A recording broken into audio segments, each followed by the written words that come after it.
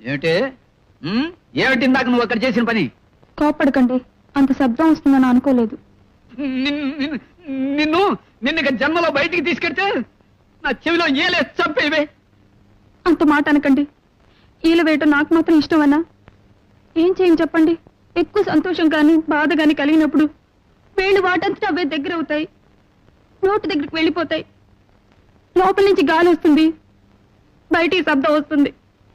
ఇవన్నీ నాకు తెలియకుండానే జరిగిపోతాయండి. నా వల్ల కాదే. ఏలేసే పెళ్ళాన్ని ఏలుకోలేను.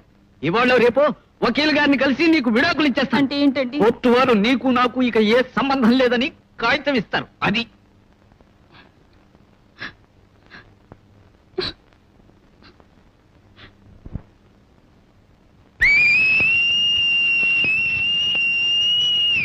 క్షమించండి, ఇది బాధ. ఇలా ఓసి నీ బాధ తగలయ్యా.